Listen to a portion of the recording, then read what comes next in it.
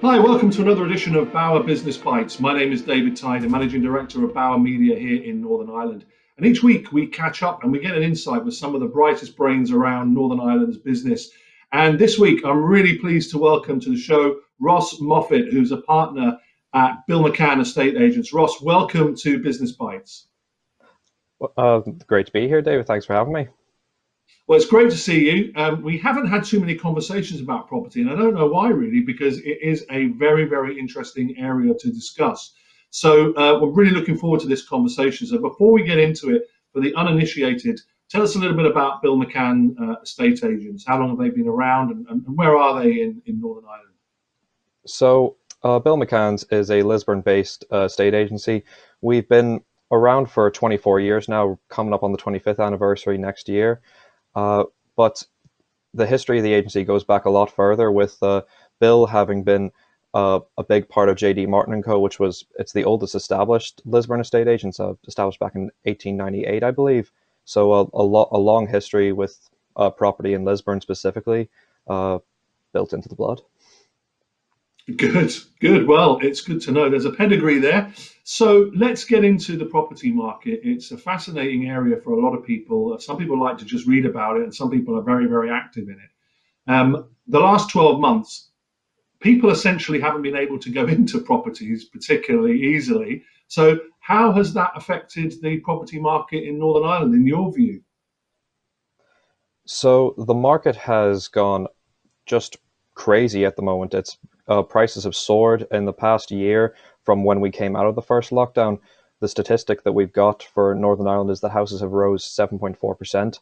A lot of reasons behind that, potentially due to people getting work done around their house, of course, before bringing it onto the market, and they had the time once they were off from work, stuck at home, and people realizing that they need more space for such as working from home, and they need a home office now with the changes that's been brought up to the workspace. Of course, for viewing, it's been a bit of a challenge as we've got to keep everyone safe. Restrictions are there for reasons. We have decided to adopt a few different ways of doing this. So first and foremost, as every estate agent is doing at the moment, we're keeping our distance as much as possible, but to try and elevate that to the next level, really, and give people a chance to properly see, is it worth taking the risk going out and meeting people? We have introduced a new virtual viewing system where we are scanning the inside of properties so that people can pull up a web link and basically click to walk around the property as they wish. It's time viewing, more or less, with the hassle of having to book in. Our software is so accurate with the scans that we can even actually do you can click to do a measurement, which is 99% accurate, and you can click anywhere within the property. The scans themselves, as they're a full scan of the property, they generate floor plans as well as a three-dimensional dollhouse, as if you were to shrink it down and everything, and just have we look at, take the walls off and see what the house looks like. It's really quite amazing stuff. We've been getting great reviews of it so far, great feedback. Not much to say other than that it's all been very positive, and I see it sticking around. Yeah, so that's amazing. So that's the next level beyond a video walkthrough, I presume. A video walkthrough is probably two-dimensional. This feels very three-dimensional, that you can get accurate measurements. But for an old fella like me, there's nothing better than being able to go in and kind of see it. But obviously that you believe that this technology is going to stick into the future, especially with perhaps the younger generations. So on the video front, whenever we were bringing this in, of course, we needed a way to try and create a sort of remote viewing experience for people who were shielding. So we looked into the video front, and I know a lot of agents have decided to do that, some to greater success than others. I never really liked the video approach personally myself, as the point that always stuck in my head is, I really like that kitchen. What time frame was that at the video? Oh, let me just scrub through. Oh, I can't find it. Oh, God, that's annoying. So whereas this is just, oh, I want to go see that kitchen again, and you click to walk over to the kitchen as if you were in the house. Okay, Ross. Well, that's great. So, I mean, this seems like a pretty buoyant property market at the moment. Is it likely to continue, or is this just a blip, do you think, because of the pandemic? So a big question that we've been asked constantly is the property market going to go off a cliff? Because house prices have gone up so much, is this the beginning of the end, so to say? Personally, I see it as more that whenever we start to come towards the end of the stamp duty holiday, the property market will definitely hit a speed bump. It seems unlikely that this sort of growth is unsustainable in such a short amount of time, but I don't think it's going to be the end of us. I think it was just a time where the market had a really busy period, and due to that, it will have a little bit of a lag. Due to that lag, will prices go down?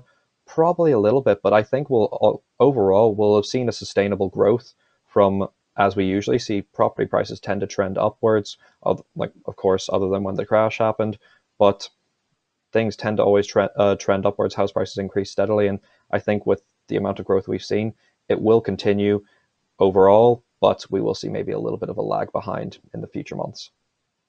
Okay, and so if I'm sitting here watching this episode, listening in, and I've got a house that I'm thinking about putting up for sale, what type of houses are flying out the door right now? What do people want? Ross, tell us.